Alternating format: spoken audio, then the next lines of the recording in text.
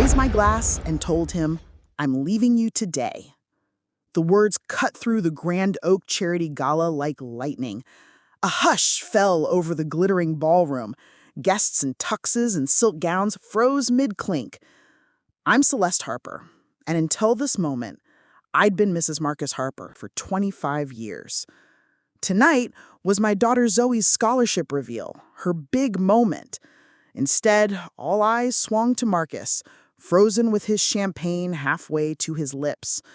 From the corner, I spotted Vanessa Price, Marcus's much younger lover, pale at a back table. She'd been at our holiday dinners, trusted by everyone. I retrieved a cream-white envelope from my clutch and set it before Marcus's plate. "What's that?" he stammered. I smiled coolly. "Read it later."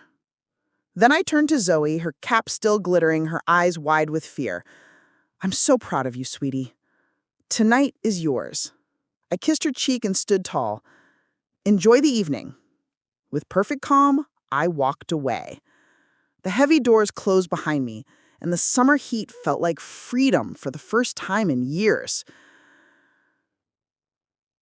I never wanted drama, just truth. After Marcus's shout echoed behind me, I stepped into the night air, heart racing but mind clear. Marcus's frantic voice trailed me. "Celeste, what did you do?" I let myself smile. That envelope held the start of my reckoning, a plan born months ago. Back home, I lived in a grand brownstone on Maplewood Avenue, a house we'd bought when Zoe was tiny. It looked unchanged. Family photos, my mother's quilt draped over the sofa, Marcus's fishing trophies untouched. Yet, my world had shifted. I climbed the stairs to our bedroom. His suitcase, packed to burst, sat in the closet, proof he'd planned this exit. He even labeled it October Move. Predictable Marcus. Downstairs, my phone buzzed with frantic texts. Friends from the gala, Zoe, Marcus's sister Olivia. I replied only to Zoe. "I'm okay, darling. Celebrate your win. We'll talk soon." I'd protected Zoe from whispers all term. She deserved this night. Now I protected her from the storm I'd unleashed, giving her space to shine. When Marcus stormed back home hours later, the porch light burned bright.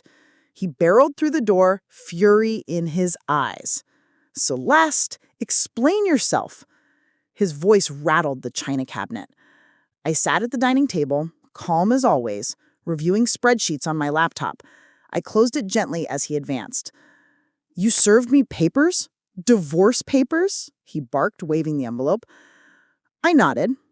"Yes, you wanted a new life. I'm helping you begin it." His face twisted.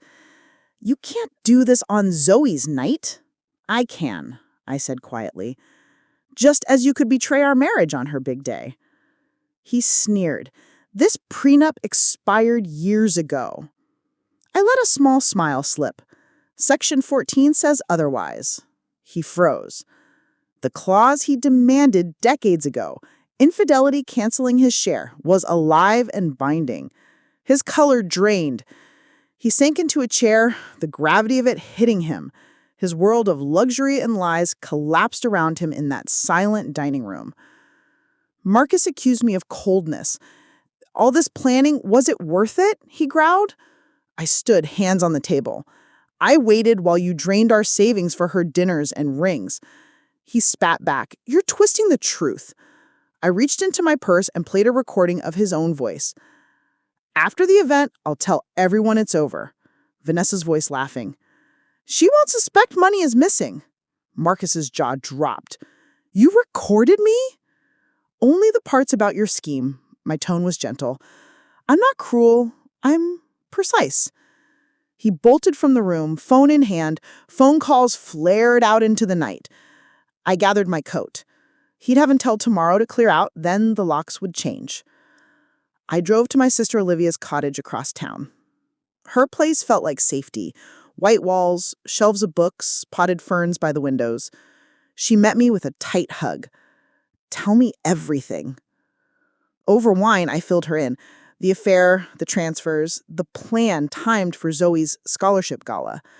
Her brow furrowed. "That's brilliant." And ruthless. She poured more wine. He never saw you as the storm. I finished the glass, relief warming me. Now, Zoe knows too? Not yet. I'll shield her until she's ready. Outside, crickets sang. Inside, I felt hope. Zoe arrived 20 minutes later, cap still perched on her head, mascara smudged.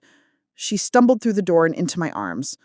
"Why didn't you tell me?" she whispered, trembling. I held her close. "I wanted your day to be about you."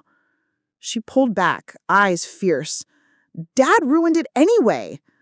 Gently, I guided her to the sofa and shared everything. The transfers, the texts, the prenup clause.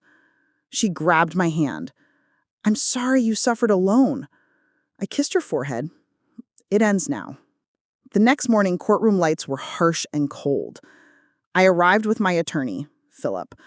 Marcus showed up with a young corporate lawyer he'd hired at the last minute. The judge, a stern woman, glanced at the prenup. "Do you contest its validity?" the judge asked Marcus's lawyer. He stammered. "It expired after so many years." The judge read section 14 out loud.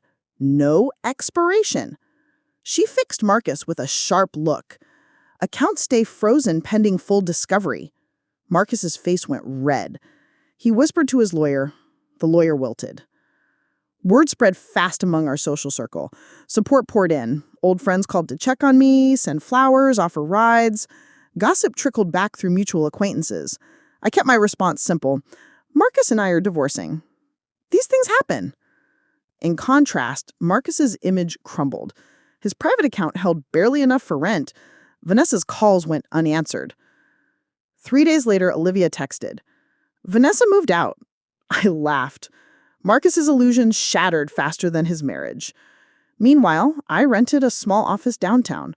My dream at last, Harper Financial Coaching, would launch next week. My first 2 clients were women navigating their own divorces. Back at the Harper brownstone, trunks lined the Afoy.